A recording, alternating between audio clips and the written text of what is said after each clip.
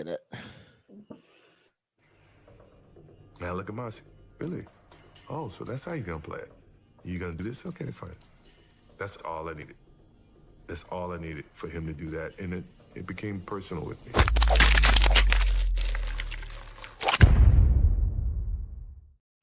What's really good, my people? Welcome into No Catch Up Sports Talk via Chicago. I am your host, Sean Little. Big Nick the Quick with me. You already know what it is. Yes, sir. First Take Tuesday. Brady got number 7. Super Bowl 55 in the books. The Chiefs did not show up. The Bucs took care of business. What was it, 31-9? Yeah, it was a blowout. It's a blowout. It was a shellacking. A drubbing. Drubbing. So obviously we're going to recap Super Bowl 55. Talk about that. I want to focus on the Bucs and what they have to do. How long can Tom Brady do this? I'm not going to ask that question, but we are going to talk about the team, some free agents, Todd Bowles. We'll break down the whole game, and of course, we'll also touch on what was going on with Mahomes, the Chiefs, and what they need to do coming into next year. Then we'll talk NBA. KG made some comments, New York Times article. He brought up maybe some people back in the day couldn't play with the folks today. We'll talk about that. We'll read the quote. We'll break it down. Steve Kerr makes some comments on Steph Curry minutes being played. We'll break that down, and then we'll just talk about the league in general. The Nuggets will be a highlight. We got some files to give on that. So we'll talk about Super Bowl, NBA, and then we'll be about at the hour 15 mark by then.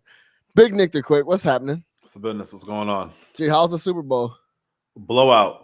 A smackdown. How was the game or just the watching experience? The experience, though. It was cool, man. You know, obviously this is the first year. Haven't had people over. Just watched it with the family, man. But it was actually nice.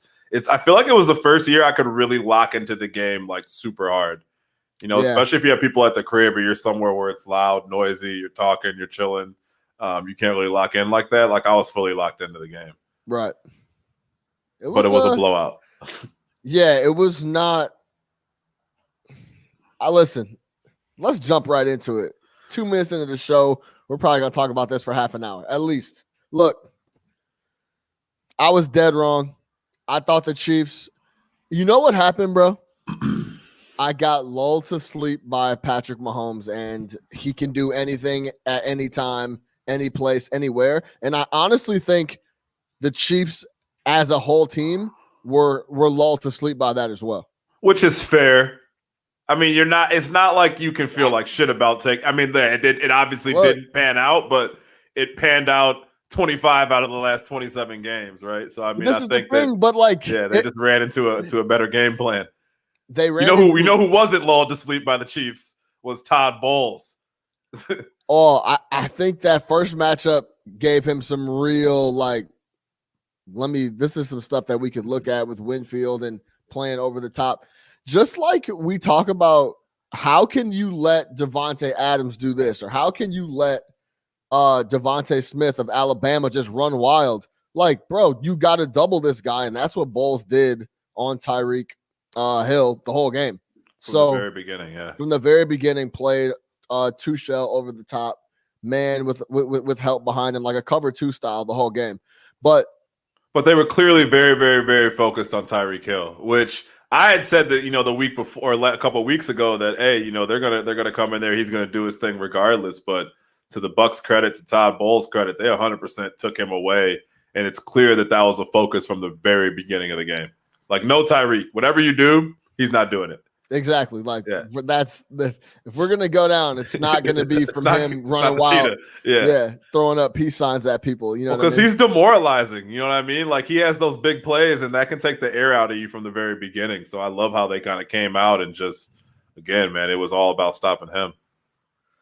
Give me, we'll get into it now. Give me your thoughts on the game and kind of what do you think happened, and then lay out your game ball, and that could obviously be anybody. We know Brady got the MVP, but So I think the biggest thing that they did, which, remember we talk about, I'm just in general, the biggest thing that they did is the offense matched that defensive game plan.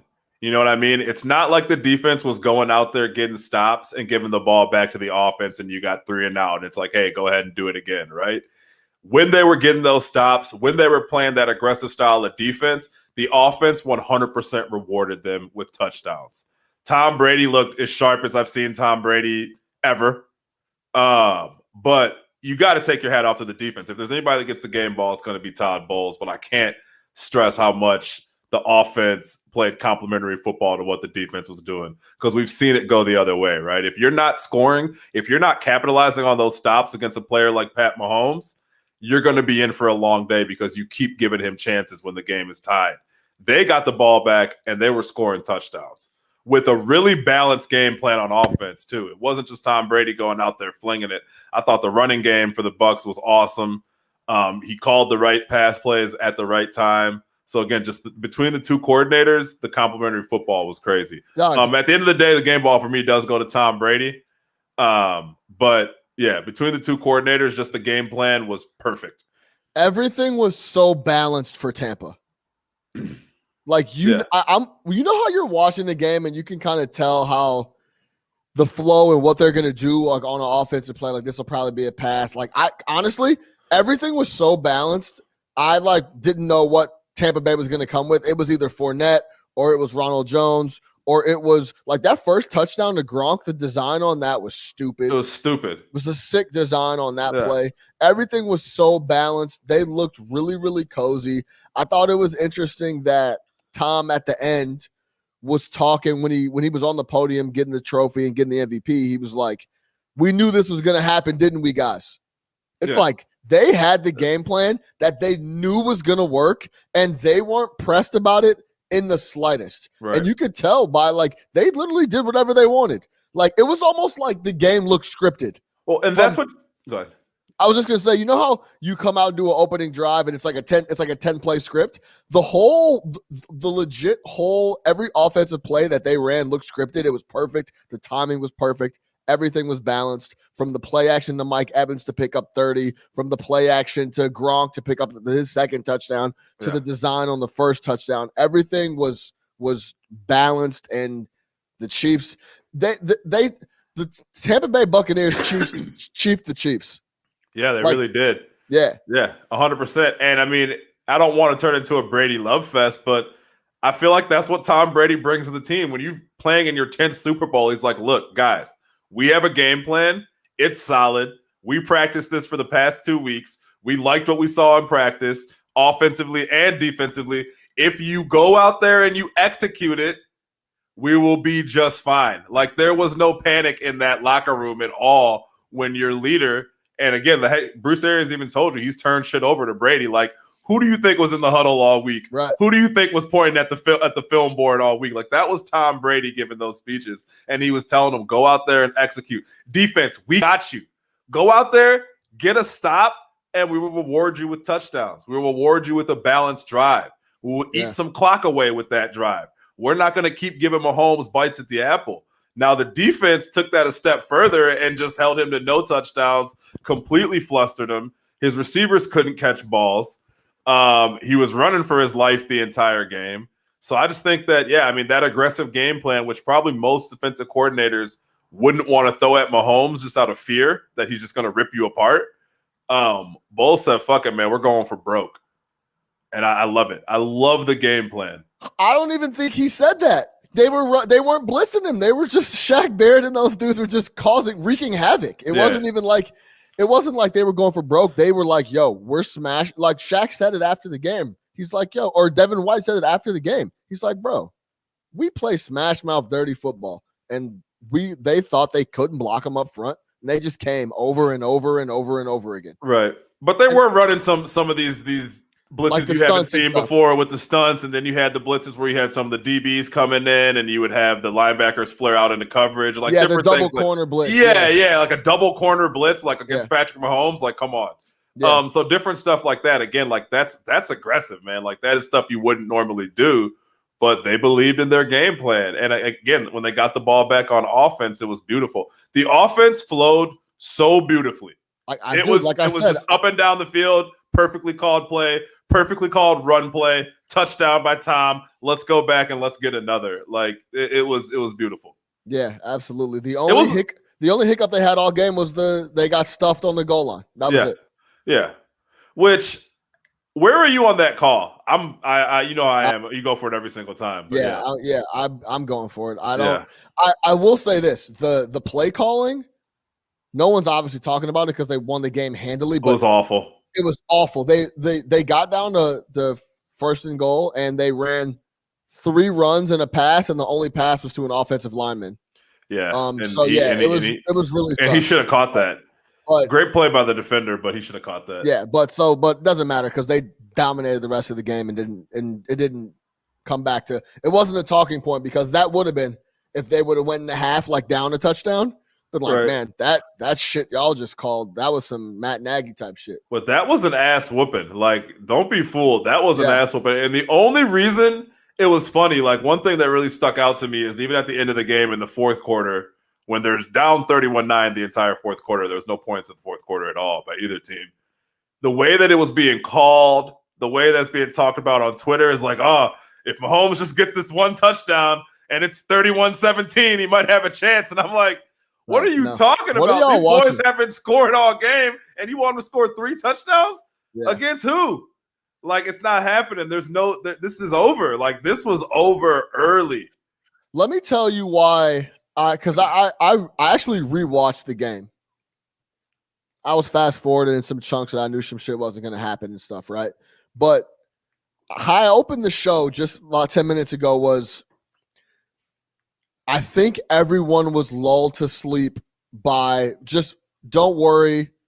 When Mahomes wakes up, they'll be good and they'll make this a game. Like, don't worry. Like, don't worry about it. Don't worry about it. Mahomes, because I guess there's a proven track record of him all year, them going down double digits and him coming back and winning the game, right? So I guess that's a valid reasoning, but this had a different feel to it. Tom Brady wasn't involved. Well, that too. Like, you're not getting the ball back on a turnover or anything stupid like that. But that was the other thing that I tweeted during the game was, dog, even if Mahomes turns it on and they go down and score every time they get the ball from now on, I don't see Tampa Bay getting stopped either. So I don't see, like, the Chiefs weren't showing any type of situations where they were looking like they could stop Brady and those boys. No, they were just getting penalties left and right and woofing all game. Yeah. Exactly. Yeah, exactly. So, but this is when I knew that they were under the Andy Reid and those guys, and everybody watching, I guess, was under, like, Mahomes is just there's no way, shape, or form that Mahomes is not going to come back and tie this game up. Was the going into the half and the Chiefs calling timeouts. Yeah. I have never seen a more arrogant situation than that in my entire football watching career. Bro. Even made worse. You don't want to do that against anybody, right? Like, you just shouldn't. It is extremely arrogant to do. But how disrespectful is it to do that against Tom fucking Brady in a Super Bowl? It's beyond disrespectful. Why are you giving Tom Brady 4 timeouts in a Super Bowl, essentially? They close the half. No, they essentially gave him 4 timeouts to close the half. And this is the even more mind-boggling part because I think when they got the ball, the first play was right around a minute and they ran it up the middle. In other words, telling you we cool to go in the half. Yeah. Like, we'll run it here unless he breaks off 25, then cool. Because, like, they had 1 timeout. My eyes, they're going to go real conservative. Cool. Okay, we didn't really get shit going. Let's go in the half. I think they run the ball and they see KC call timeout, and then Brady's like, wait. What's going on here? Wait. Y'all are calling timeout because y'all are going to get a stop to get the ball back to go down and get more points on us? Hold on here. I'm sure he went over to Bruce like, let's go down there and get 6 on these motherfuckers. He went over to Byron and was like, hey, man. Hold on. Ditch that bullshit that gets us into the locker room and let's get a touchdown real quick. Right. So they call the first timeout to stop the run. Then it's like 2nd and 2. I think they get an incomplete pass. Then it's 3rd and 2 to Gronk. They hit Gronk for a first down. Of course. And then so now he has Kansas City has a timeout and Tampa has a timeout, and they're like just over midfield at this point. Now they're like, we at least got 3 locked up. Yeah. They got another first down, clock is running, and KC called another timeout. Another timeout. I'm like, bro, this is the most ignorant shit I've ever seen in my whole life. Like, no matter what, they think that, dude, let's just get the ball back with 20 seconds left, and no timeouts. We'll go down and get a field goal at least. We'll be fine. Like, that's when I was like, man, they legit just gave Tom Brady 4 timeouts going into half to get points, and they're down 14-3. Disrespectful. Like, it was beyond disrespectful. So it was. And not even that it matters, but he's like, okay, for sure. Like you said, he takes that personally. Like, this is stupid. It was. We have to score. I'm going to make them pay for doing something this stupid. And like Andy Reid should know, this isn't your first rodeo with Tom in the Super Bowl. Like, you know the drill. Come on, man. Honestly, you need to be worried about getting into the locker room and regrouping because they busting your ass. You know what I mean? Like, so now you go down 21-6. Yo, it's legit. They're legit down multiple scores, and you got a goal line stop. Like, y'all need to get into halftime ASAP. And their defense is playing great, so it's not like you have any. I get that you have Patrick Mahomes, but it's not like the game has been going in a way where it's like, oh, if we just get this, it's like, no, the defense is in your ass, and the offense has put up 21 points out of the defense being in your ass. So you shouldn't be that arrogant. I guess at that point in time it was 14, but you shouldn't be that arrogant. That was awful. It was awful clock management at the end of the half. Yeah, but it's like anything is. We can do anything, and it's like anything. Yeah, this game was not going like that. I looked at the halftime line, and it was 6.5, and I'm like, 6.5. Like, I'm trying to figure out like how they're gonna get back into this game.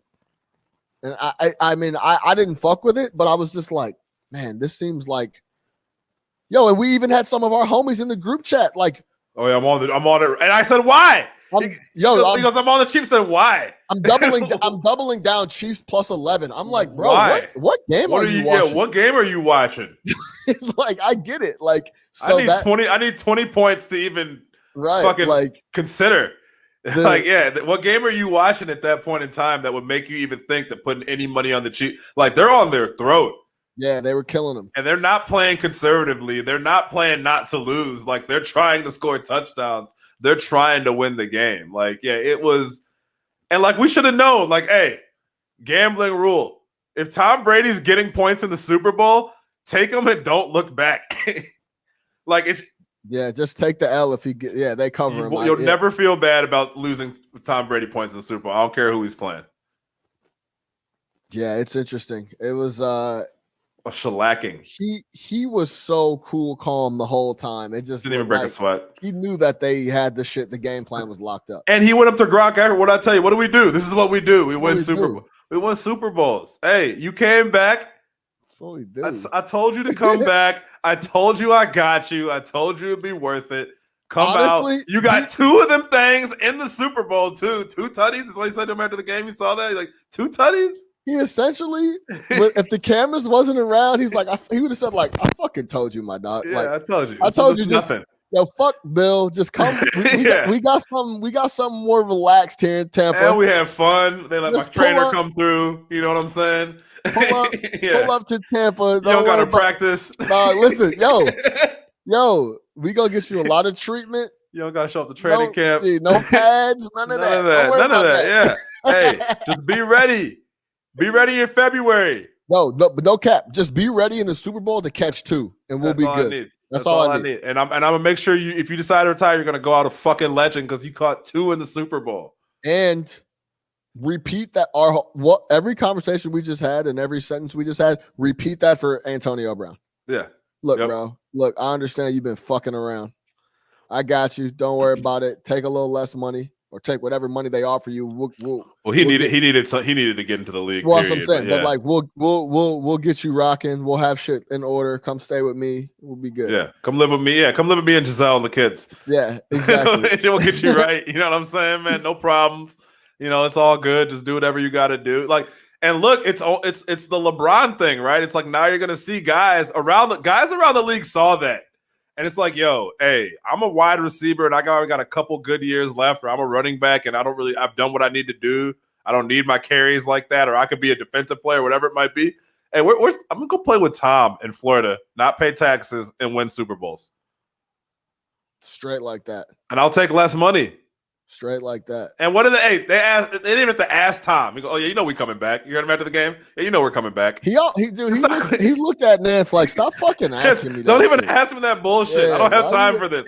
Yes. What? Yes. Yeah, you see what I just did? Stop asking me Coming that. back. I need number 8. I might go for 10. I don't got nothing else to do, man. Real quick, because I want to go over this Tampa. Get Larry Fitz to the Bucs. Yes, Larry Fitz to the Bucs. Yeah, yes, no key. Yeah, like for real. I got the list of Tampa Bay free agents we're gonna go over, but really quick, how funny was the story of they tried to push the story that Chris Godwin gladly gave Tom Brady number 12 when he came to Tampa Bay. Oh, because Tom was gonna wear number 7, but instead I'm such a dog. That was the biggest cap of a story I ever heard in my life. Tom wrote a check. Dog, Tom would have a large one. On the spot. Tom, I don't know if Tom did shit. Tom was like, yo, G, give me my fucking jersey, man. Well, but Tom's a stand-up. Tom probably bought him a Bentley or something, bought him a Benz. Here, get the fuck out of here. I had this one out back. Here, they tried to flip it like Godwin was like Tom was gonna wear 7 and Godwin ran out the back and was like, "Here, Tom, you can have." It's 12. Called TB12, not TB7. Yes, that was no change. But Tom probably maybe got him a watch. You know what I mean? Paid his rent for a couple months, something like that. But yeah, it was. There was Godwin didn't have to volunteer it; it was already volunteered. Yes. Okay. How about Schefter though? Real quick, saying that only did you know this? Only 2 teams expressed interest in Tom Brady this offseason. No, I didn't. It was he said only the Chargers and the Bucs seriously expressed interest, like made an offer, which is crazy considering you didn't have to trade for him. Well, what do you mean made an offer? Oh, like here's a contract. Like, do you want to come play football for us? Yeah, only 2 teams. Here's the deal. Yeah, interesting. Which is crazy. Another reason to fire Ryan Pace. Yeah, well, yeah, yes, that is. I mean, come on. But folks thought Tom Brady wasn't ready to come on, man. I really don't want to derail the show. Yeah, but like Tom Brady was available, and none of these teams made calls. I didn't hear that. That is actually really interesting. That's what he said on Get Up on Monday. Only 2 teams. Interesting. Okay.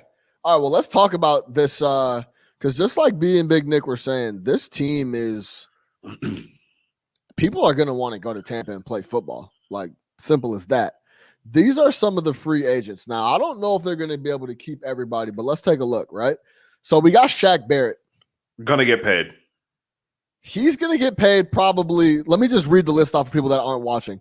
I got on the list here Shaq Barrett, Levante David, Rob Gronkowski, and Ndamukong Suh, Steve McClendon, Joe Hayek, I don't even know who that is, and then Leonard Fournette, and then AB Antonio Brown are the big names on the list. Shaq Barrett is worth about $18 million per. $90 million contract. Yep. So he just won a Super Bowl. The price ticket went up. This is where we're at with that type of shit. Because I'm interested to get your take on this because I vary on like, yo, do you take the money or do you kind of stick around and try to win more rings, right? This is the baseline. If you've had a big deal in your career, like in Ndamukong Suh, you take the little bread and come back and enjoy yourself on the way out to retirement. Don't try to go chase some more money. That's what I would do. That's my opinion, right? I don't want to assuming your situation is straight. Right. Assuming your bread is right. Some motherfuckers' bread isn't right. Right. But then guys like I believe Shaquille Barrett. Hold on. Let me pull up I'll just pull up the real while I pull that up, like guys like Gronk and AB, like those guys have to come back. That's easy, yeah. Well, Gronk can do whatever he wants. Yeah. Well, I think Gronk's not playing football without Tom Brady. I don't think he's interested in that. Gronk, for sure. He retired. He said as much, and he wasn't going to play for Belichick. So Gronk is going to do whatever Gronk's going to do. I don't think AB has redeemed himself enough to where he can go out there and get a big money deal. So his best thing is just to stay and play with Tom Brady. But Shaquille Barrett, that's 100% the type of player who, look, man, you won your Super Bowl, but there is no better time for, and you were a huge part of winning that Super Bowl, right? You just had the game of your life. Yeah, look, he's at the end of, he's on one of those. And Shaq was on the franchise tag this year. Yeah, so go get your money. You got to go get paid. You got to go get paid, man. You haven't made that much money in your career. He's only made $25 million. Go get your money. Yeah, he got 15 last year. Before that, he was making 2, 3, 100,000. Right, it's 600,000. Right. So yeah. No, he needs that bread. That's where it gets kind of spooky. You know what I'm saying? And he's 28. He only has one payday left. Absolutely, it's this one. So you'll never be more valuable than you are right now. Go out there, get your 5-year deal, cash the bag in. If you got to go play for the Lions, go play for the Lions. They're in a really good situation. But that's all their free agents. That's it. Yeah, that's the whole list. So that's the ones. No, that's not the whole list, but the guys that matter. Right. You know what I'm saying? So here's the thing with Shaq Barrett, though. Like, you lose Shaq Barrett, you gain some other pass rushing linebacker who's towards the end of his career, but will come to you for less money. You know who's going to come to you for $1 million? JJ Watt. Oh, man, let me go over there and play with Gronk and Tom. It's a white boy club over there. I fit right in. This is great. You know what I mean? I'll come over there and play for $1 million. I've made so much money, it's stupid. The Texans will probably cut me. If Deshaun's here, I definitely don't want to not here. I definitely don't want to be here. I'll go over there to Tampa. Yeah, sure. Why not? And I could be called Super Bowl champion JJ Watt for the rest of my career. You will have a lot of guys that are going to do that. They just watched it. They just watched it happen, man. And you can say you play with Tom Brady. Guys want to play with Tom Brady. Defensive guys, kickers, it doesn't matter who it is, man. This is going to have an effect. Yo, let me ask you this. So, like, a guy like Mike Evans came out and said, yo, restructure my shit. Do whatever you got to do. Did he say that? Yeah, he said, I'll take less money to stay with Tom Brady. Money. Well, he's already under contract. Right. But he's saying he wants to keep the team in place. So, like, I'm willing to restructure, do whatever you want. Where do you stand on shit like that? Is it like, yo, get the team, bring the team back, but don't be digging in my pocket. Yeah, I'm not. If I'm Mike Evans and I'm a young player in my prime and I don't have to give up any money, I'm not going to do it. If it was a situation where, like, I might be closer to getting cut or traded or something, like, yeah, but I'm not giving up any bread if I'm in his situation, because I'm locked in and I'm such a key part of the team that I have no reason to give up money. But I respect it. I understand but because it sucks to lose. Like, Mike Evans has also been putting up numbers his entire career on losing teams. Yeah. So for him to have it come in this year and you win a bunch of ball games and it ends with winning the Super Bowl and, like, that feeling, like, he might be like, yo, I'll make that money back one way or another. I don't know how much money he's willing to give up. That's the real question. You ain't gonna give up $5 million a year. Yeah, we'll see what happens with that. Here, take 250,000. You guys can figure it out. It might be something like that. Yeah, so we'll see. We'll see what he's got going on. I want to ask you this too. Let's talk Todd Bowles. Yeah. Would you hire Todd Bowles as your head coach of your football team? If I had an offensive guy to bring with him, yeah. What does that mean? I mean, I think he's an awesome defensive coordinator, and I think he's definitely a head coach as far as, being a head coach, but I'd want to make sure that there's a plan for the offense. Yeah. I think that's where that's the problem. That's where the problem lies, right? It depends on my squad, though. I mean, it depends, though, man. I mean, I think if you don't have a quarterback, right, and you bring in Todd Bowles, your team's not going to get any better. If you do have a quarterback and you bring in Todd Bowles and you can bring in somebody who can just continue to bring that quarterback along, but it doesn't need to be some dominant personality who would normally be a head coach, I think you'll be just fine. Does that make sense? Yeah, no, it makes sense, but this is the problem. I think it's a lot to bring in a defensive head coach and tell him to fucking build your quarterback. It doesn't work. No, it's not that's not what he does. Yeah, and so you're gonna have a sick ass defense like they had in the Jets some of those years, but he had Sam fucking Darnold. Exactly. That's not what he does, right? This is the problem with, and obviously I want as many black coaches in the league as possible, but I would not hire Todd Bowles as the head coach, and here's why. Just like you said, Nick, you're always gonna be looking for you got to figure out an offense every couple years. So say you are Todd Bowles, right? And you got this phenom offensive guy Sean McVay Jr., you found him, and you make him your offensive coordinator. They start running up the offense. He's the head coach in a year. Yeah. Like, so every year you're going to be looking for someone to orchestrate and build your offense. That's the problem with having a defensive-minded guy that's calling the defensive plays as your head coach, because you're always going to be trying to figure out the offensive side of the football. Well, and the other thing is, if you draft a young quarterback and you have the head coach sets the program, right? He sets the tone for the entire organization, right? If you have a defensive-minded head coach and you bring in a young quarterback, no matter what, that defensive-minded head coach's number one priority will never be developing that quarterback. It will always be with an eye towards the defense, because that's what he knows. That's what he does. And that's what he knows he can make the most impact on, not in developing your passer. He might say everything about it. Hey, we want to do it, all that stuff. But the second he sees something wrong on defense while he's coaching that passer, he's going to run over there and fix that, because that's what he knows. Exactly. So it'll never work that way. But if you already have a guy in there, then yeah, I mean, it just depends on the team. It has to be a team where you have a quarterback already, so you know you can just bring in an offensive coordinator who can essentially just do plays for you. But he doesn't have to develop a quarterback. So I think it's too much to run a defense and develop a quarterback at the same time. It doesn't work. Yeah. That's why you see these offensive guys get hired, and they hire these defensive guys and they leave them the fuck alone. Like, here, yeah, go ahead. I don't even like Sean McVay doesn't talk to his whoever the defensive coordinator is, that young guy. Doesn't talk to him. That guy does his thing. Hey, I got nothing to do with any of this. Like, you know what I mean? Vic Fangio, yeah. Like who? I don't even know. I don't know that guy. I have no idea who that is. And he better not talk to me. Yeah, he sent me a schedule. I don't know what it is. I haven't even accepted it. I don't know who this guy is. Don't talk to me. Fact, he better not say a fucking word to me when I see his ass. And don't talk to my players either. Right. Facts. Yeah, I don't know. I don't know you. Be you. That's fine. We're over here. So does Todd Bowles deserve another head coaching opportunity? Sure. Yeah. It wouldn't be for my team if I was running it. Now, if I could somehow... If you look at some of these doofuses that are getting hired, it's like, well, shit, we're hiring tight ends coaches and assistant offensive line quality control coaches to be head coaches of the Detroit Lions and stuff. So it's kind of like, I get maybe you hear some of these posts from these guys and some of the shit that they're saying. I'm trying to run it the right way, and I would beg and plead and empty my wallet for him to come over and run the D. Yeah. Like, hey, if you just if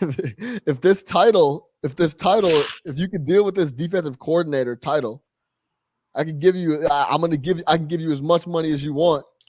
But man, like I would just have to have an offensive guy running the head coaching spot, just because it would be locked in place. Like Andy Reid's going to be the coach of the Chiefs till he quits. You know what I mean? Like that's how it is. So I think it's an interesting situation. Shout out Todd Bowles. He had those boys ready, locked in, and they were not fucking around. Let's close it here. What do the Chiefs do? Where do they go? Same place they've been going. That's fine. Hey man, it's just a bump in the road. You lost to Tom Brady. You lost to the greatest quarterback of all time and a team that figured you out. I heard Mahomes on an interview or whatever it was today. He said, you know what I got to do? I got to get better at taking what's in front of me, not always looking for just the big plays, to be aggressive. He's going to work on the mental game. He's going to continue to work on his mental game. If you're the Chiefs, you're fine. You lost one. It's cool. It'll be all good. Remember when the Warriors lost that one to the Cavs? Came right back and won 2 more. Yeah. Go get your Kevin Durant. Go do whatever you got to do. Guys are going to want to go play with him too. I think it was clear that this woke them up a little bit, that you can't just literally have everything fall at Mahomes' feet and he's going to be able to do every single thing on every single drive, on every single play. Right. And it's that you can't, they need to tune up the squad overall across the board. The defense needs to be tuned up. The offensive line needs to be tuned up. Maybe even they have so many home run hitters. Like I think Kelsey ended the game with almost 13. Like I was pretty sure he had 10 plus catches. It might have been like 13, but he had like 100 and change on a security blanket thing. But yeah, taking what the defense gives you is like, maybe we need to go get another sure-handed slot guy or something that's not we're not always trying to go 60 yards up the field. Yeah, so I mean, I think overall they just need to tune it up and lock it up, and then they with that guy at quarterback, it's just they'll be able to get shit done. yeah, and if I'm them, I'm not panicking and saying like, oh, we need a roster overhaul or because we lost to this or you lost this game, you got beat. Sometimes you go out there and you just get beat, and I think the best thing they can do is what you said: realize they're not invincible, right? Realize you can't just wait for Mahomes to rip off 4 quick touchdowns and you're back in the game. And yeah, that's it, man. I mean, I think that's all you can really take from it. I don't think it's going to be some huge moment for them in which it's we need to do this or we lost. This would have really helped us, right? Nothing would have helped you on Sunday. I'll put it that way. Nothing would have helped you on Sunday. But that team was 14-2, and they weren't dominant in any sense of the word. You know what I'm saying? So I think they kind of got a little too cozy. For sure. Like, we're Gucci. Don't worry about it. Like, everything is good. We got Mahomes, and we'll just show up. And I don't know. I'm not saying they just showed up, but all year they were kind of in cruise control. And then 2 weeks to prepare, they showed up and were in deep trouble from the jump. You know what they should do? Continue to invest in your defense. Yeah. That's where you're going to be weak. Like, knowing you have Mahomes and you have a quarterback like that, you have Mahomes, you have Hill, you have Kelsey. Let everything else figure itself out. I wouldn't spend a ton of money on offensive side of the ball. I would 100% invest in defense. Like, if you put a good defense with Mahomes, you're going to truly be unstoppable. Their defense is still very suspect. Their run defense is extremely suspect. Like, sus. It's a runner. It's a front running D. Yeah. It's like, we're up 21-0. We can get some sacks and some interceptions. They're not going to be able to like keep you like lock somebody up. It's in a close game. It's just not going to happen. And it didn't happen all year, and it definitely wasn't going to happen against those boys on Sunday. Exactly. Right, let's and shout out JM in the comments. Cody P, Chad too. But JM said receivers had too many clutch drops. There was a couple drops that they had been coming up with, but wouldn't have made a difference. It was 3. They had 3 big drops. The one from Tyreek in the end zone, not the parallel sidearm joint. That was a big drop too. But Kelsey had a drop. But I don't think that lost them the game. No. All right, let's move over to the NBA. The association. What a year. What a year so far. You know what I heard on what's it called, XM radio today that I didn't even think about? This is the first year you don't have any teams that are actively tanking. Your teams suck, but no teams that are like explicitly like, we're not winning ball games this year, which I think is made for like interesting nights pretty much every night. Good matchups. Do you think that's because of the new lottery format, or do you think that people think they actually have a roster that can compete? Or, well, you got the play-in situation. I think, the new lottery format. I think just the fact that after the bubble, I think everybody was just antsy.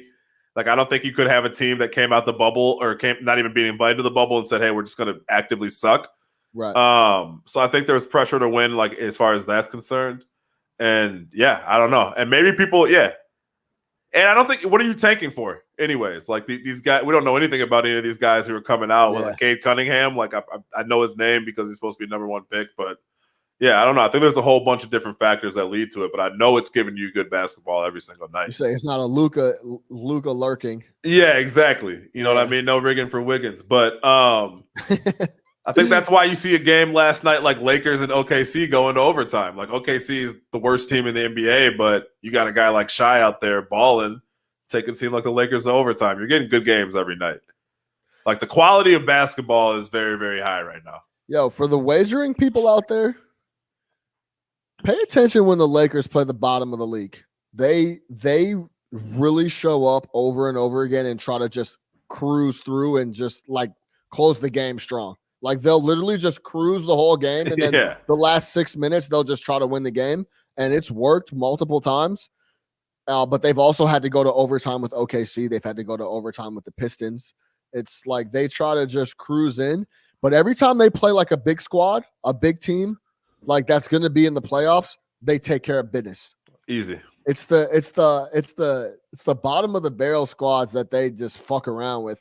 And I don't know if that's a little bit of the bottom of the barrel squad, like the Pistons or Thunder, are just showing up and trying to beat those guys because it's like that's their biggest game of the Super month. Bowl. Yeah. Right. But keep an eye on that when you see. I think the number last night against the Thunder was 10.5. Yeah. So keep an eye on that if you're looking at games and that type of thing. Especially like first half, like if they're always just like cruising along early in the game. But free game. Let's you want to talk KG in these comments, or you want to talk Nuggets, LaMelo, a little bit of Bulls, and then we'll get to KG in the comments. Yeah, let's go. Let's start with LaMelo, Nuggets, a little bit of Bulls. Okay, let's talk about the Nuggets real quick because Big Nick the Quick had an interesting comment before we got on. I'm going to tell you this. I was watching and I know you were watching that game last night against Denver, yeah? Or against the Bucs, against Milwaukee. Yeah. If that Chris Middleton shows up, by the way, it's a problem. It was against Denver. It was not the best defensive team, but that's an understatement. Yeah. He was going crazy. Yeah. Efficiently. Very efficient, very confident, getting it from all over. Yeah. Yeah. Listen, I mean, so yeah, I think what I wanted to say was, and it's not just after watching that game. Overall, they're 12-11, 8th in the West. And I know they're coming off of a pretty long win streak. Right now, they're on a 3-game skid. But I don't know. When I watch the Denver Nuggets, I see a transcendent player in Jokic, right? Yo, he's a seriously one of the most fun players to watch in the NBA, right? Just like very pleasing to the eye. Smart. Very, very fun, smart, creative, crafty, good awesome basketball player, MVP candidate for sure. But what I don't see is a Western Conference contender. Not in the sense that like they're going to make the playoffs, like, yeah, of course, right? But I don't see a team, especially like based off how they played in the bubble, you would think that they'd come into this year like just fired up and one of the best teams in the West right away. I just don't see it from that team, man. I see Jokic, and then I really don't see a clear bona fide number two. So like, let's get to it. Don't hide the lead. I think Jamal Murray is fraudulent. I think that he is inconsistent. I think he has the talent to be an absolutely terrifying number two, potentially number one type player. Like when he's on, he's on. You saw him in the bubble ripping off 50-point games, right? You saw him killing in the bubble. You saw the talent that he has, like when he's locked in. I just feel like he's so inconsistent, man. Like to me, that dude should wake up getting 25 points a game. It's not like Joker demands 30 shots per game. It's not like they're playing with other guys. Like I get an MPJ, Will Barton, like those guys needs their shots to be effective. But those guys are role players, right? Like you are Jamal Murray. You're supposed to be one of the faces of this franchise. And like to me, he's just not there yet. Like he's averaging 19 points a game. Listen to his last 10 games. Last night, 11. Game before that, didn't play. Prior to that, 20, 16, 20, 14, 16, 26, 18, 5.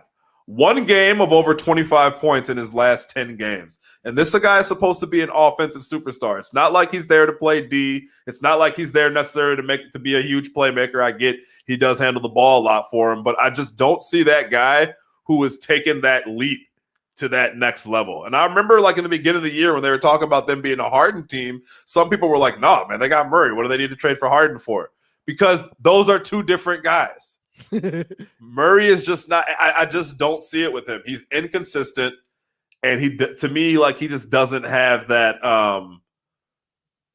You see where I'm getting at? He's not a killer like that. He has the game. He could be. He just doesn't have that mentality, man. He doesn't have that dog. Is that what you think it is? How else can you describe a guy like with that much talent having 25 only in one game in his last 10? I mean, he has the opportunity, 22 shots, 16 shots, 17 shots, 19 shots.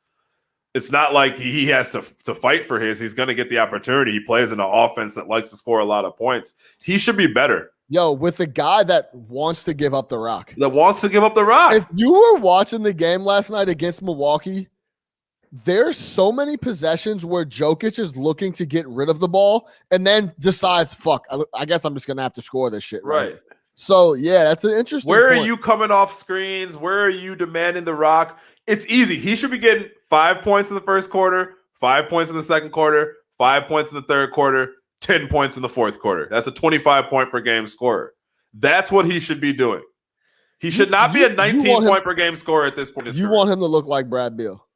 A little watered down Brad Beal. Yeah. He doesn't even have to be that, but 19 per game, 18.8? Like, come on, man. You got more talent than that. Like, you got, and dudes are putting up numbers in the league now. Dudes are putting up numbers in the league right now. Giannis can't even shoot, and he's giving you 30. I mean, I get it. He's the league MVP, but yeah, I mean, for sure. Zach LaVine is giving you 28. If you were to ask a bunch of people who's better scorer, Zach LaVine or Jamal Murray, you would have some people tell you Jamal Murray. That's why when it's like, yo, trade Zach, get rid of it, it's hard to get up in the league every day and put up 28 a game.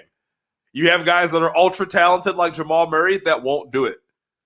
So, like, just be careful what you wish for. Like, it is a mentality thing. You have to be ready to bring it every single night because defense is key on you. I mean, currently in the league, there is 5 players that are averaging more than 29 points a game. That's a lot. That's insane. And then below that, how many guys are putting up 25? There's 25. Easy, like the half the 14, league. 14 players. 14 players are putting up 25 and more. 10 or more are putting up 27. How many are putting up 20? He's not even at 20. And then you got Trae Young at 26.7 at 11. How many at 20? There are a legitimate 37 guys in the league putting up 20 So points. If I told you that Jamal Murray is not a top 37 scorer after the bubble last year, would you say, wow, that guy's a disappointment? I would say there's no way. Yeah. He's not a top 37 scorer in the NBA. That's a huge drop off between number 1 and number 2. Joker's putting up 28 a game. Jamal Murray's at 18.6, number 41, right behind Jamal Murray and ahead of Terry Rozier. Jamal Murray's averaging the same amount of points as Andre Drummond. And John, see what I'm getting at here? And John Collins, essentially. Yeah. I mean, John Collins is nice, but Jamal Murray should be putting up more points than that. We would think, right? Yeah, and I mean, and he's playing 35 minutes a game. He's getting the opportunity, right? It's not like he's playing limited minutes. Yeah, and the guys around him they're not. Dude, Malik Beasley's scoring 20, 21 a game, and he's playing 5 less minutes. And yeah, it's interesting. Malik Beasley's putting up 21 in Minnesota? Yeah, he is. Shout out Malik Beasley. He's got that Larsa. Yeah, Larsa. Yeah, for real. Yeah. He got the pip. That pip that is Slam Dunking Bitch Hall of Fame. Yeah, shout out Future. One Future. Yeah. But no, so like that's what I'm saying, man. Like that's your second best guy. Like he should be a 20, and there's enough room for him to be we talk about there's enough room for him to be a 25 point per game scorer. So that concerns me. I feel like it's a lot of Joker show. And I just don't know how deep that takes you in the playoffs. Dude, I mean, like we said, if you watch the game, Jokic is trying to get everybody and their mom involved in every possession. And so like it's not like a big pressing issue to try to get the ball. And that's a good point, man. It's interesting. Yeah. So stay locked on that. Stay locked on Jamal Murray because he gets no slander. None. He gets no like got a lot of love from the bubble last year. And you know what's another good a good comparison that gets a lot of slander? Donovan Mitchell. So exactly. And Donovan Mitchell puts up 25 a game every single night, and his team has the best record in the NBA. And we've given him slander. And there's been and they try to compare those two. And to me, I'm like, no, Donovan's not coming up here. If you put Donovan on the Nuggets, he's still going to give you his 24 per game. So they're not the same guy. And points, I get it, points aren't everything, but points are everything when you are a scorer. Jamal Murray is here to score the basketball. He's not here for his defense. We don't need to talk about that. Yeah, it's interesting. Score the basketball. All right. Because I that's an interesting take because I don't think a lot of people are saying that out loud. It's something to talk about for sure. There's no doubt about that. Shout out Joker though. That boy is a nice. problem. He's really nice. A real problem. All right, let's get into. I think the scoring is what impresses me most about him at this point. Like I would never have him as a 30-point per game guy. I agree with you halfway because I mean he was always capable of scoring 30, but like I said, he's literally playing point guard. Yeah, he's averaging 9 assists a game. Yeah, he's trying to pass the rock. So like, yeah, it's tough for guys like him with his mentality and his game. He's like LeBron in the point where like LeBron would average 15 dimes before he averaged 30 if that was winning games. Right. LeBron scores to try to win games. If y'all are gonna let me just dish and run the show, I'll sit up here and do this all day. I'll do this all night. I don't have to score. Exactly. Until it's time to. Yeah, shout out Jokic. And let's see if the Nuggets can. They've lost 3 in a row now. That West is crowded with. Yeah, don't get comfy over there. Yeah, exactly. So especially because you have some teams out west that haven't played to their full potential, but they're going to start coming along. So yeah, so stay locked on the Nuggets and Jamal Murray. Okay, let's talk about LaMelo. That's your guy. This guy is special. Yeah, you ready? You ready to say that? I mean, so here's the thing. So I watched the game last night. LaMelo picked up his 4th foul early, right? So they took him out early in the 3rd. He picked up his 4th foul. It was a tie ball game at that point. Remained a tie. Yep. They threw him back in there. From the moment they threw him back in there, you know how like the whole vibe can change with certain players? Like from the moment they put him back in the game, everything changed for the Hornets. They're moving the ball up and down the floor. Guys are running with pep in their step. Guys are cutting to the basket. It's like they know if I put myself in position, this guy is going to get me the ball. The number one player you see it with is Bridges. Like Bridges, that dude has springs, like crazy springs, right? He likes playing with Buddy. Loves playing with them. Yeah. Because he just runs the floor and jumps up and catches lobs from LaMelo all day. And it's just the way they play, the way his teammates react to him. They put him in the starting lineup now the last 5 games. I don't know what the numbers are exactly, but I know last night he had 7 threes and everybody's was worried about his jump shot. That doesn't seem to be a problem. He seems like a pretty decent shooter to me. Yeah. Obviously has legit size, and the vision and the style of play is just like next level, man. Like it just seems like I would 100% want to play with that dude. Like if I was a good athlete for the season or for the last few games. The last 5, just when he's starting. Yeah, no, I agree with you. It's like one of those guys you love to play with. I mean, the last 5 games since he started. So first start, 14, 5, and 7.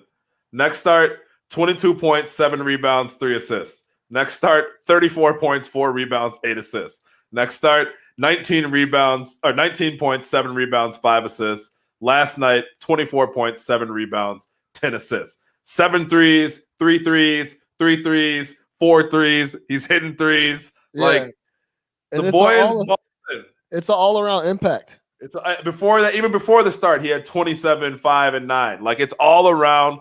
Not a great defender. Who cares? He's 19 years old. He'll figure it out. Just seems like a joy. Like 100% must see TV. Like when I tune into the League Pass, like I go to the Hornets games first, and like the team, like you just watch guys react to playing with them. Like yeah, they love playing with this guy. Yeah, everything I thought is just not true. It's just not true. I thought like guys would look at him and be like, yo, come on, man. It's a grown man's game. You're a goofy looking dude. Like, whatever. Like, no, these guys absolutely love playing with him. Like, Gordon Hayward's like smiling, talking to him. Like, they love this guy. Right. And then after the confidence is crazy. Like, after the game, they interview him. He's just got crazy confidence. I'm all in on LaMelo Ball.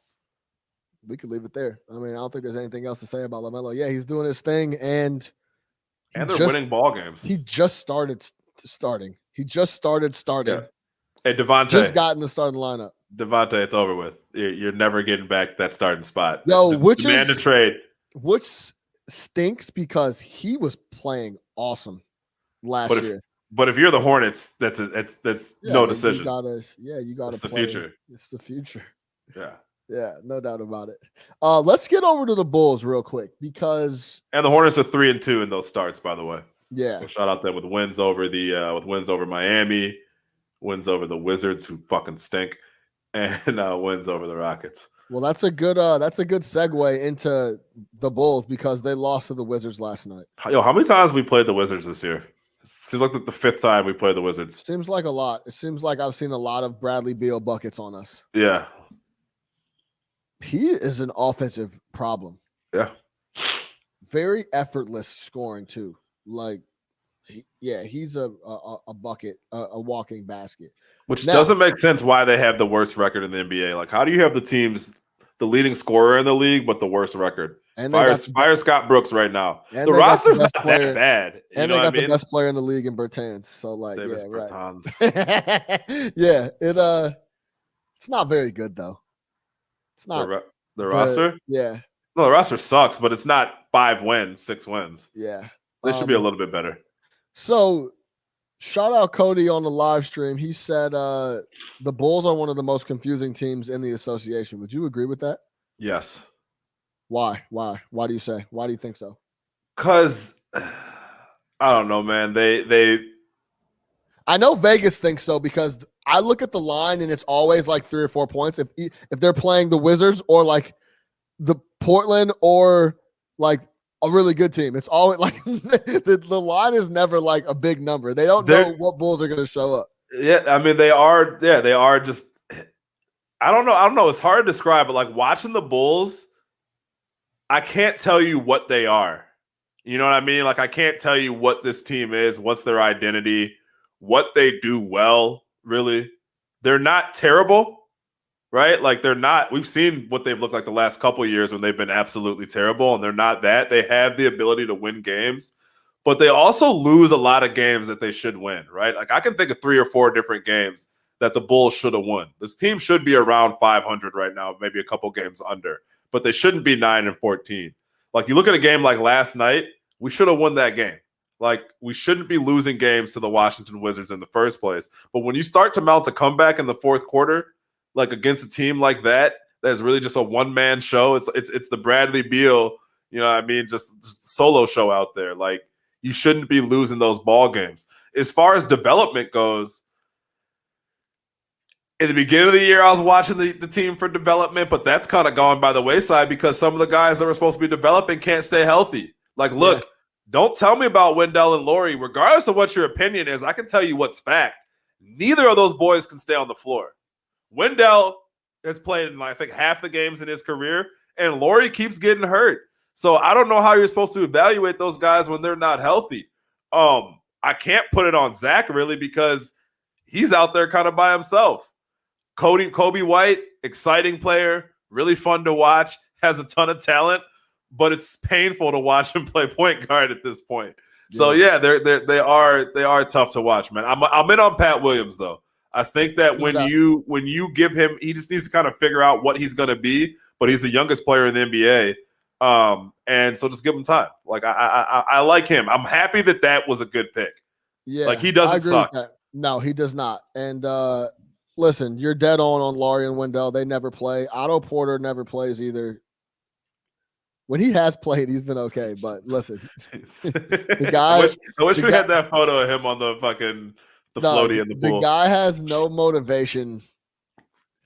I couldn't if you're looking for Otto to play through any type of injury or it's just never gonna happen. No, he's made so much money. He robbed everybody. And he's just gonna chill and play when he's 100%. He's in a contract year though, man. Maybe he's trying to get another deal. He knows. I don't know, man. Whatever. You know how I feel about Otto. Yeah. That deal, that the trade was whack for him. All that shit. If we go back and talk about it again, go listen to the No Catch Up episode.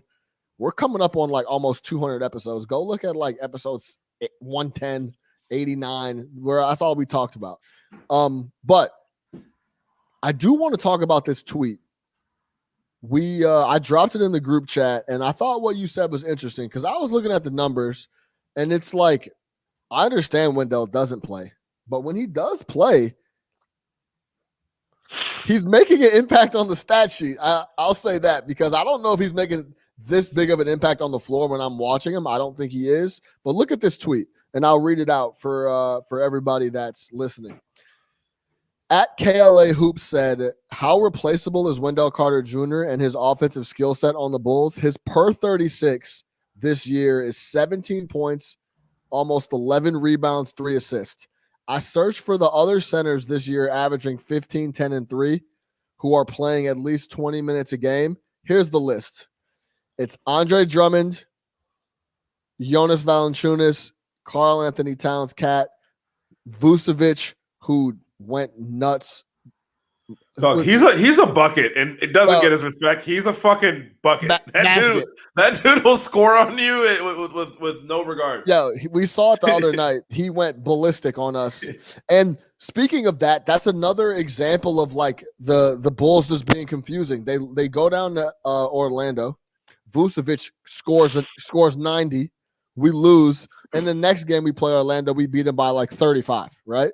So, like, it's just hard to tell. Then we got, at number 6, it's Joel. Then we got Nurkic, Sabonis. Number 9 is Jokic. Then we got Julius Randle, Bam Adebayo.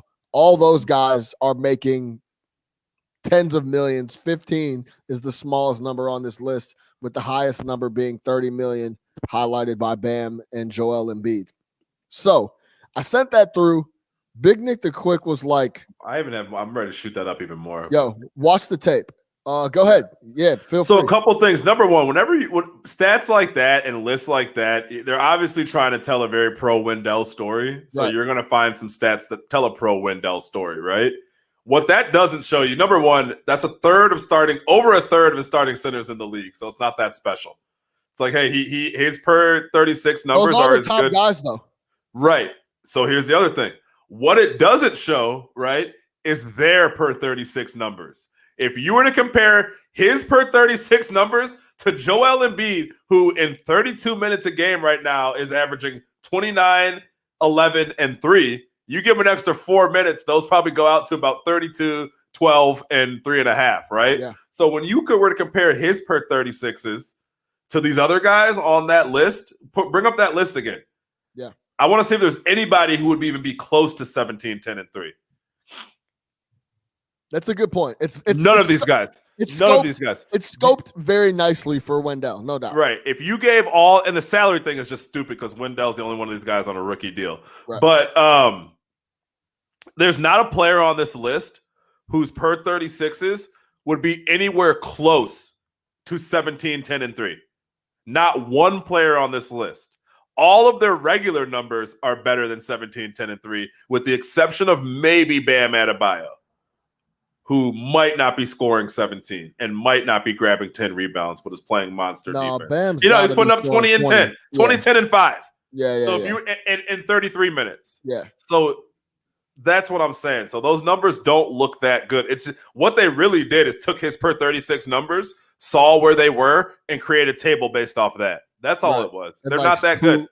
Who's above it? They're not that good. None of those numbers are that good. I know he doesn't impact the game.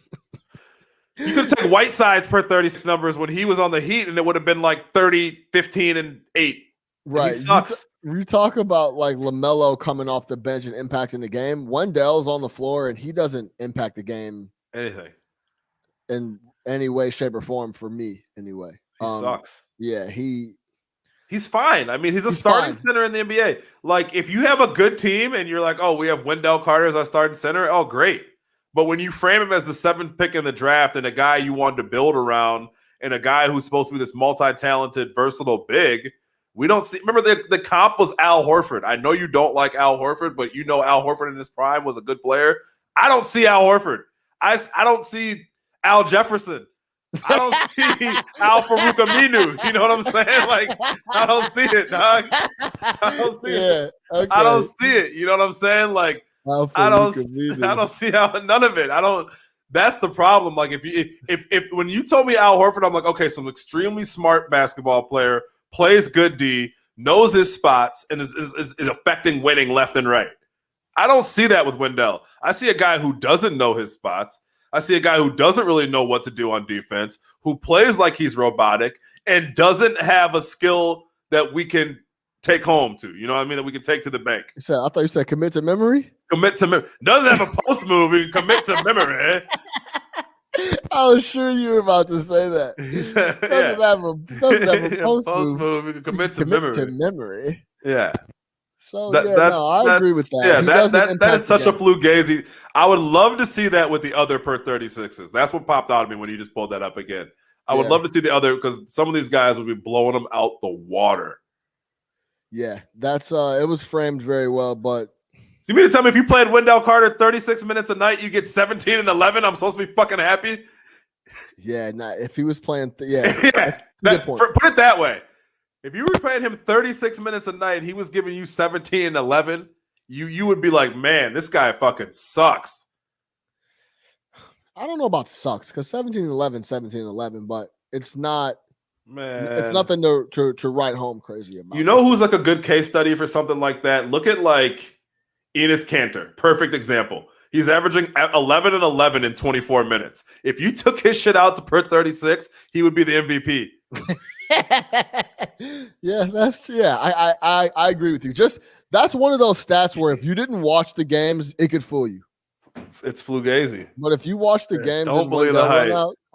Don't believe the hype, man. That boy is not. Give me your favorite Wendell. That's my favorite thing to say. Give me your favorite Wendell moment. If you can't name it, it didn't happen.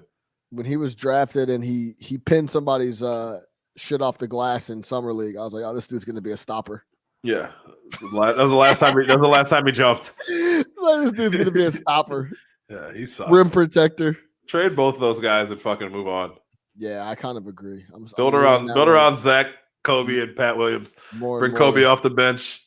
And then next year, bring Kobe off the bench. That's for sure. All right, let's move over to the KG and Kerr comments. We're going to kick it off with the KG comments.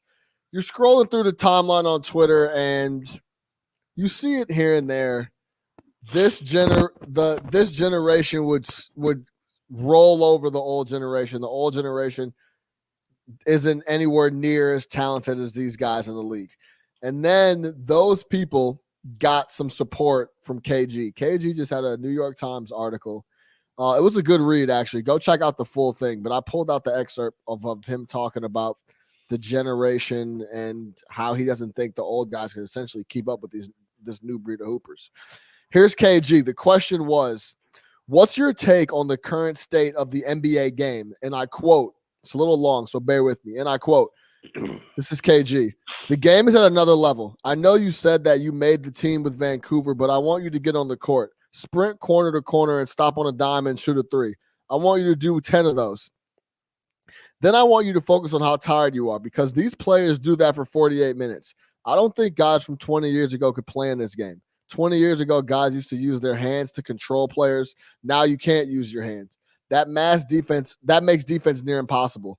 Can you imagine not hand checking Michael Jordan? No. The fact that you can't touch players gives the offensive players so much flexibility.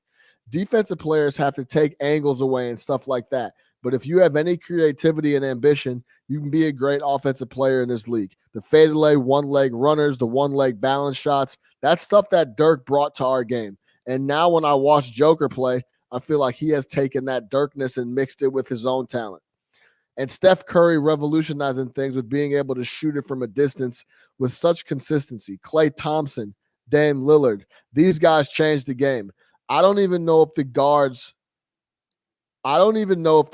from our 20 or 30 years ago could play in the time right now. It's creative. It's competitive. It's saucy. You'll get dropped.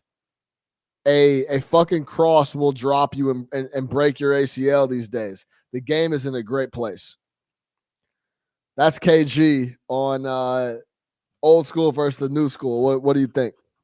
Yeah, so he's getting a lot of flack today from a lot of the old heads, but I see what he was trying to say, man. Like, you hear a lot of these old heads be like, man, Steph wouldn't come out here and get 50 on me, man. I'd be hand checking him. I don't know why they don't put a body on him. And he's saying, look, number one, the rules don't allow that. So, like, number one, all that physical shit that y'all are always talking about, the rules don't allow that. There's no more hand checking. You can no longer control a guy like that.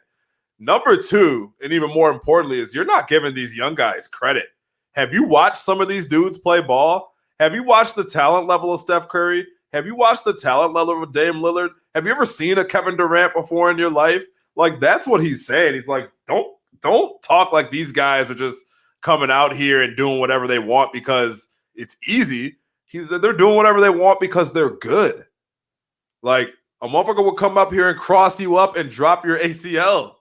Yeah. A small forward will nowadays. Like, so yeah, man. Like, don't. I think he's dead on with it. Now, when he's like, yo, none of these guards could play nowadays, like, that's not true, right? Obviously, you have a ton of guys that could play from back then, and would fit in just fine. But I think what he's talking more to is how sometimes you hear some of these old heads being like, oh, I would shut down that Steph situation, or I would shut down, all that type stuff. Like, that's not true. These guys are really good at basketball.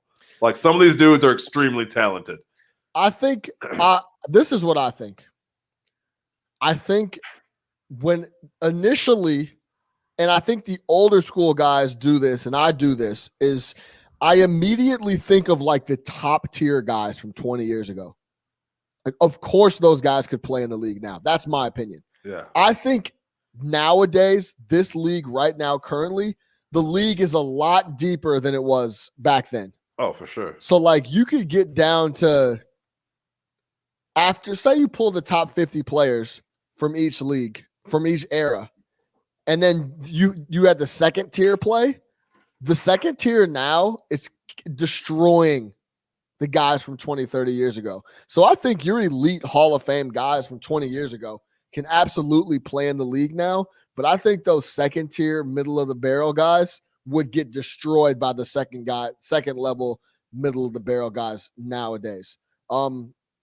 Could guys like Michael Jordan play in the NBA now? Of course. Michael, Magic, easy, like Larry Bird, all those guys. Kareem Abdul-Jabbar would come in the NBA right now and still put up infinite amount of buckets. Like, that stuff, yeah. And then there's certain guys, there's certain guys who, could you imagine putting Shaq in today's NBA? What are we doing? There's literally nobody. There's nobody that could stop him back then, and now the league, you don't even have the big 5 foul guys anymore. What would you do? Nothing. Yeah, it would be interesting to get those guys out on the perimeter. KG is the best example is KG. Right. Young KG nowadays, because he could shoot, he could handle the ball. Yo, that's you love that. He would play the 5. He'd be a super 5 nowadays. Yeah, you know what I mean? You know the funniest thing? That's like, but if you ask KG, like, yo, can you play with these dudes now? He'd be like, hell yeah, I'll bust their ass. I'll bust all their ass. So it's I think it's a little. It was, yeah, exactly. It was a little.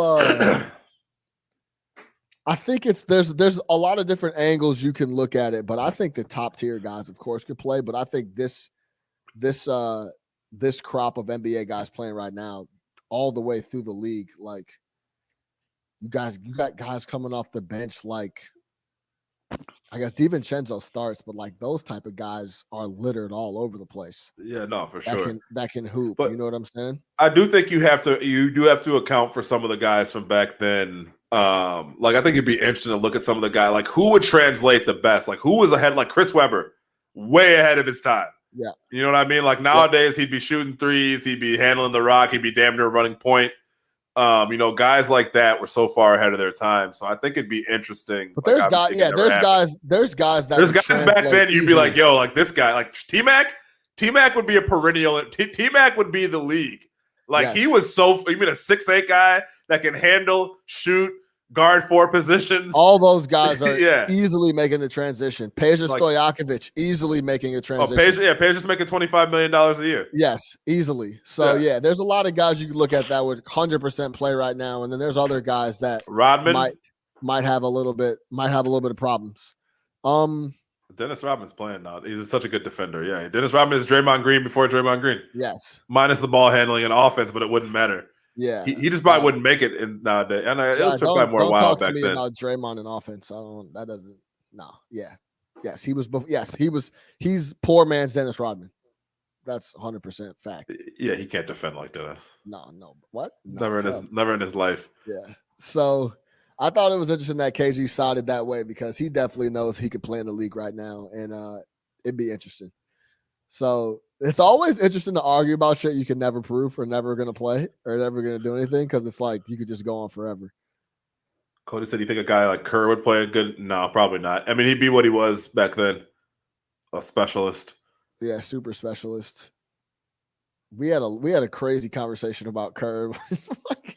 Yeah, we're gonna actually. Speaking of that, let's get to Kerr right now and talk about his comments. So essentially, to close it out, Kerr said that I'm not about to run my guy Steph into the ground for nobody. I don't give a fuck about. I know it's the regular season. We're trying to make the playoffs and win games, but I know this team is not going to really compete for the title because I've had a team that competes for the title. This is not one, and I'm not. This is not it. Yeah, and I'm not going to run Steve Kerr or I'm not going to run Steph into the ground. And I quote Steve Kerr, "I'm into the long game," Kerr said during a video conference with reporters following the loss in San Antonio. "We're counting on having Steph here a long time, many years ahead, and I'm not interested in grinding through this season, which is already a difficult season given COVID regulations, just the nature of the games themselves, these eerie empty stadiums. For me, for our organization, we're not throwing Steph out there for 40 minutes to chase wins. We got another game Tuesday. We want Steph to be playing at a high level for many years. So we're going to stay very disciplined and try to keep him at that 34, 35-minute mark." Essentially, yo, I'm not playing him more than 35. I don't care about what's happening. Hey, I've won a bunch of championships. I have elite level job security. And that is the only reason why I can come out here and tell you that I don't give a shit about this year. I'm not into it. That's essentially what he said. Me and Popovich are probably the only coaches in the league who can stand up and say something like this because we have elite level job security. Like we there's not too much that we could do to get fired. Like we couldn't really do anything to get fired unless of committing a crime. So I'm just coming out here and telling you guys, like, look, it's fun.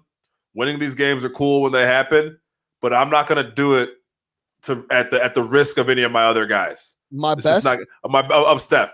I'm not playing Steph 40 to chase a win on a Monday in February in an empty stadium. In an empty stadium when we're not going to do anything in the playoffs. Yes, fair point blank. My best perimeter defender and a top 3 perimeter defender in the league is hurt. A top 3 shooter, maybe in the NBA of all time, is hurt. The same guy, Klay Thompson. So when I get him back, my first round pick is hurt. So when I'm playing Andrew Wiggins 36 minutes a night. Like, do you think I'm trying to win ball games? Do you really think I'm trying to win ball games? Look, I'm not gonna play Steph 40, but I'll play Wiggins 40 I'll too. throw Wiggy out there all day. So yo, man, my guy Klay is hurt. I got guys like Draymond. I don't know. I got the clip we'll play right now. But Draymond launching game winners from half court with 10 seconds left on the clock. Klay is hurt. My first round pick is hurt. Let me get my guys back with some people in the stands, and then we can try to push for a title. Oh yeah, and I got Minnesota's first round pick this year too. Hopefully, we can pick that up, and it's a 5 or 6. But yeah, to close the show, I have elite job security, so I can answer this question honestly. However I want.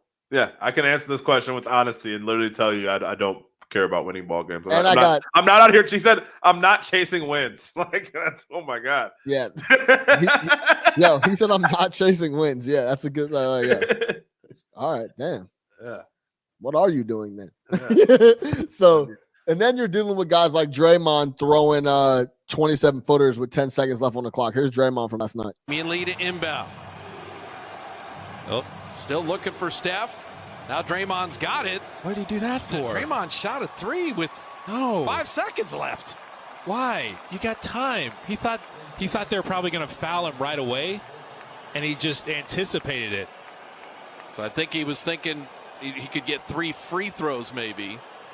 But DeJounte Murray denied Steph the ball. Good play by Derek White. Draymond shot that because he saw White's hand extended. He thought he was going to be fouled shooting a 3.